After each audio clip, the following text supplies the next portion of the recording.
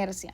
La ley de inercia nos dice que todo cuerpo continúa en su estado de reposo o movimiento rectilíneo uniforme a menos que una fuerza externa actúe sobre el objeto. Dicho de otro modo, no es posible que un cuerpo cambie su estado inicial, sea de reposo o movimiento, a menos que intervengan una o varias fuerzas. Si la suma de las fuerzas aplicadas sobre un cuerpo es igual a cero, entonces el cambio de su velocidad con respecto al tiempo también será igual a cero. Entonces, ese objeto tendrá cero aceleración. Esto no necesariamente significa que el objeto está en reposo, sino que la velocidad es constante. En otras palabras, velocidad constante, cero, o en reposo, o velocidad constante distinta de cero, moviéndose con una velocidad constante. Como podemos ver en este ejemplo, el estado natural del suelo es permanecer quieto y el del balón igual. Él no se va a mover a menos que alguien lo patee o lo levante. Si alguien lo patea, aplica una fuerza que cambia su estado. Pasa de estar quieto a estar en movimiento. Según lo que decía Newton, lo ideal es que el balón continúe rodando sin parar y en línea recta, pero en algún momento se detiene. Esto pasa porque el empujón con el pie no es la única fuerza que está actuando. Bueno, como bien sabemos, las leyes de Newton o leyes del movimiento de Newton son principios que explican los movimientos a los que están sometidos los cuerpos y que nos ayudan a resolver problemas de mecánica clásica a partir de fórmulas que aplican a cada situación. En este video vamos a detenernos en la segunda de las leyes de Newton. Esta se conoce como la ley fundamental o principio fundamental de la dinámica y plantea que un cuerpo se acelera cuando se ejerce una fuerza sobre sí mismo, entendiéndose esta como acción de empujar el elemento. Veamos entonces las principales consideraciones sobre esta ley. Te explicaremos qué es la segunda ley de Newton, cuál es su fórmula y en qué experimentos de la vida cotidiana podemos observarla. Se le llama así al segundo de los postulados teóricos que realizó el científico británico Sir Isaac Newton en 1642 a 1727, basándose en los estudios previos de Galileo Galilei y René de Descartes. La fórmula fundamental del principio newtoniano es fuerza igual a masa por aceleración. La fórmula de la fuerza representa el cambio estático al movimiento. La m, esta indica la masa y la a es la aceleración. Newton, en una de sus múltiples frases para el recuerdo, explicó que la fuerza es proporcional a la aceleración que adquiere el cuerpo al moverse y la masa será la constante de la proporcionalidad. La definición de fuerza viene de la segunda ley de Newton, donde él creó este nuevo concepto. Esta ley es conocida como la ley del movimiento y explica por qué se mueven las cosas.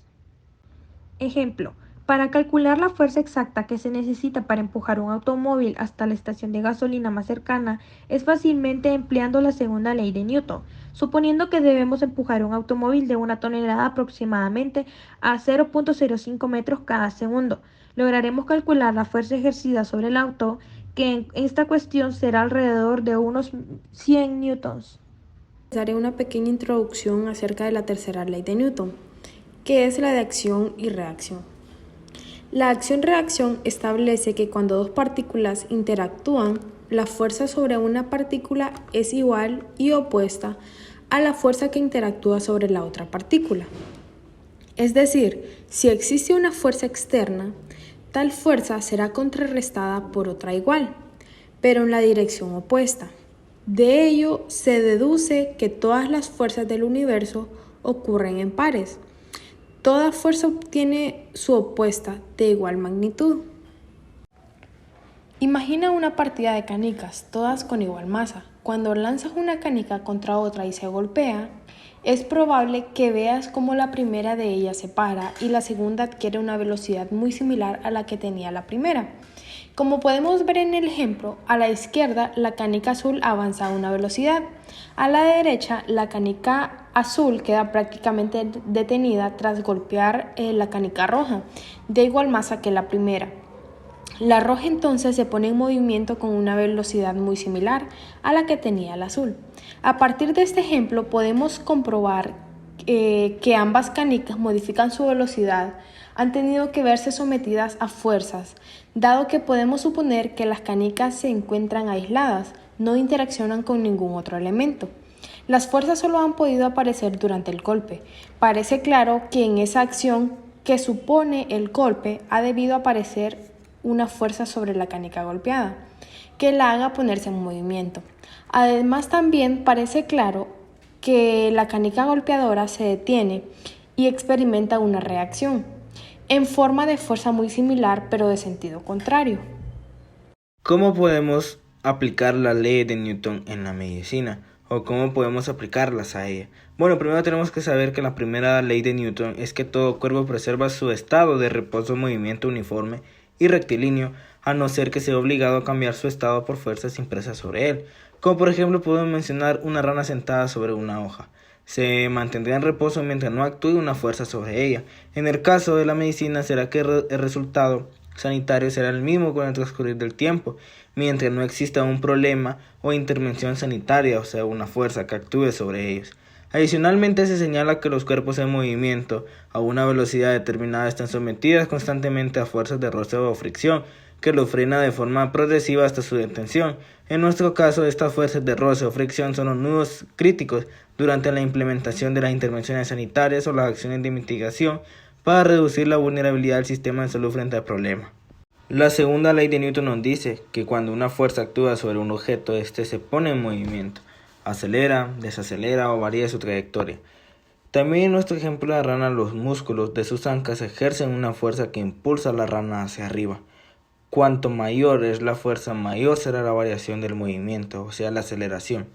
La cantidad y calidad de recursos sanitarios, la fuerza motriz, así como las ancas de la rana de las intervenciones sanitarias, modificará el estado de movimiento, es decir, la velocidad de los resultados sanitarios. De la misma forma, la gravedad del problema también modificará los resultados sanitarios. La tercera ley de Newton nos dice que toda acción ocurre siempre en una reacción igual y contraria. O sea, las acciones mutuas de dos cuerpos siempre son iguales y dirigidas en direcciones opuestas. Volvemos a nuestro ejemplo de la rana. Cuando ésta salta, empujará la hoja en la que estaba sentada. El gasto efectivo, o sea, la mitigación, tanto en las intervenciones sanitarias o el daño estructural y no estructural en los eventos adversos, se comportan como reacciones resultantes. Visto de esta manera, la calificación de emergencia o desastres sanitarios responde a la diferencia resultante entre la aceleración con que se produce el impacto sanitario producto del problema que afecta a la población y la aceleración que el sistema de salud imprime a las intervenciones para evitar o reducir el impacto sanitario. Un ejemplo de cómo la segunda ley de Newton nos puede llegar a ser de mucha utilidad en la medicina, ya que gracias a ella conocemos la fuerza a la que sometemos a nuestros huesos, como por ejemplo cuando recibimos un golpe en un hueso, este es sometido a una aceleración que es consecuencia directa de la fuerza del golpe. Si dicha fuerza supera un determinado valor, el hueso podría romperse. En este caso medimos la aceleración del hueso durante el golpe y luego calculamos la fuerza que la provoca mediante la segunda ley de Newton para ver qué cerca hemos estado de la fractura. En la presente imagen podemos observar un golpe directo al cráneo, que para evaluar o cuantificar el daño recibido por el cerebro en un accidente, la segunda ley de Newton nos plantea que si una fuerza se aplica a un cuerpo rígido, le transmite aceleración. Eso es lo que ocurre en el cráneo, que al recibir un impacto directo se acelera de forma lineal, angular o rotatoria. Cuando esta fuerza de aceleración cesa, sobre todo en forma brusca, se genera entonces la desaceleración o contragolpe, que provoca lesiones a distancia del sitio primitivo en el cual actuó la primera. Como sabemos, las leyes de Newton son tres. La primera nos habla acerca del principio y asigna el nombre de fuerza al proceso que causa un cambio en la velocidad de un cuerpo.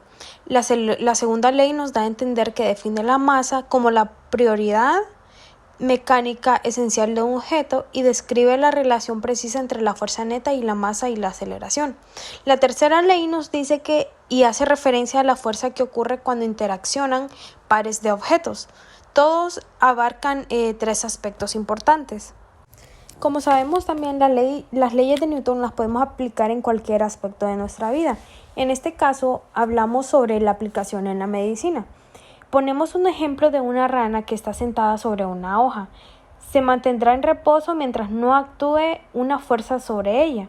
En nuestro caso el resultado será un impacto sanitario con el transcurrir del tiempo mientras no exista un problema o interacción sanitaria, que es una fuerza, que actúe sobre ellos. Adicionalmente, se señala que los cuerpos en movimiento a una velocidad determinada son sometidos constantemente a fuerzas de roce o de fricción. Volvemos con el ejemplo de la rana.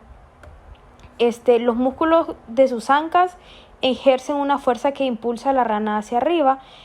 Cuando mayor es la fuerza, mayor será la variación del movimiento o aceleración. La cantidad y calidad de recursos sanitarios modificará el estado del movimiento, es decir, la velocidad de los resultados sanitarios, de la misma forma la gravedad de los problemas. Y la tercera ley, también con el mismo ejemplo de la rana, cuando salta empujará la hoja en la que estaba sentada. El gasto efectivo es la mitigación en las intervenciones sanitarias o en el daño estructural y no estructural de los eventos adversos. Se comportan como reacciones insultantes.